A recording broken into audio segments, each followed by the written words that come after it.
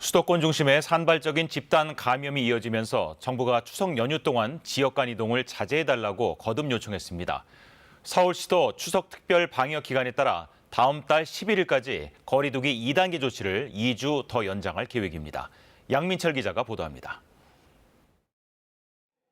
코로나19 신규 확진자가 하루 새 95명 늘었습니다. 국내 발생 73명, 해외 유입은 22명으로 이틀째 두 자릿수 확진자가 나왔습니다. 사망자는 2명 늘어 지금까지 총 401명이 됐습니다.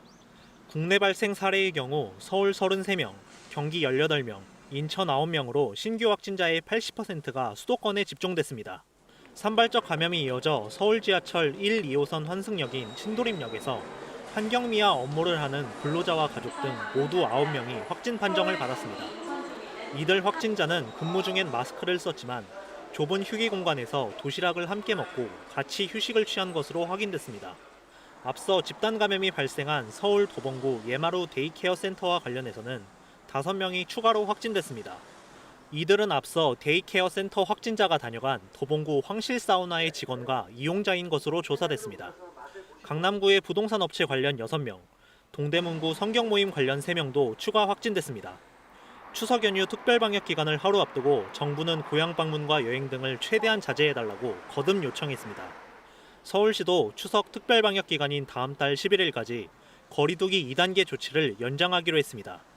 이에 따라 이 기간 서울에선 실내 50인, 실외 100인 이상 행사가 금지되고 유흥주점과 방문 판매업 등 11종의 고위험 시설에 대해 집합금지 조치가 이어집니다. 반면 공공문화, 체육시설은 내일부터 다음 달 11일까지 부분적으로 운영됩니다. 이에 따라 서울시립미술관과 서울도서관 등 63개 문화시설은 평상시 절반 수준으로 이용객을 제한하고 마스크 착용 등 방역수칙을 지키는 가운데 운영을 재개합니다. 잠실 보조경기장과 월드컵 경기장, 풋살구장 등 실외 공공체육시설 880곳도 같은 기간 한시적으로 문을 엽니다. 서울시는 국공립시설은 방역관리가 상대적으로 우수하고 민간시설로 몰리는 걸 완화할 수 있어 제한적으로 운영한다고 설명했습니다. KBS 뉴스 양민철입니다.